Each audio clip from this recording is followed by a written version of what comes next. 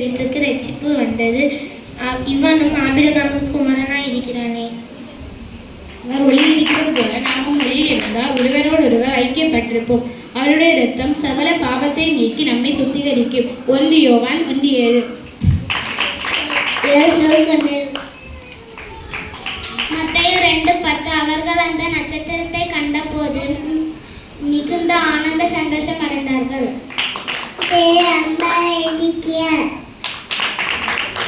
கர்த்தருடைய வேதத்தில் பிரியமாயிருந்து இரவும் பகலும் அவருடைய வேதத்தில் தியானமாயிருக்கிற மனுஷன் பாக்கியவான்.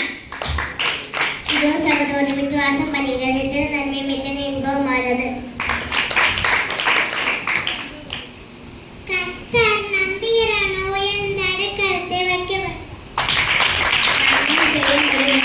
இருக்கும் போது அதை செய்யத்தக்கவர்களுக்கு செய்யாமல் இராதே.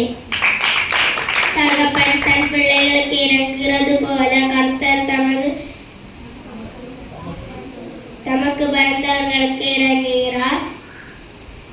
நம்முடைய உருவம் என்னென்று அவர் அறிவார். நாம் மண்ணென்று அவர் நினைவு கூறுகிறார். மனுஷனுடைய நாட்கள் புல்லுக்கு ஒப்பாயிருக்கிறது. வெளியின் புஷ்பத்தை போல் பூக்கிறார். காற்று அதன் மேல் வீசின உடனே அது இல்லாமல் போயிற்று. அது இருக்கிற இடமும் இனி அறியாது. சங்கீதம் 103, 13, 14, 15, 16. கர்த்தர் மேய்ப்பராயிருக்கிறார். நான் தாழ்ச்சி அடையேன். அவர் என்னை புல்லுள்ள இடங்களில் மேய்த்த அமர்ந்த அண்டலில் கொண்டு போய் விடுகிறார்.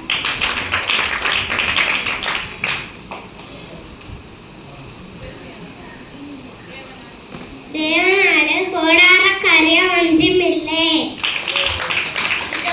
காலங்களில் கர்த்தரின் ஆலயத்தில் இருக்கும் கர்த்தரின் ஊழிய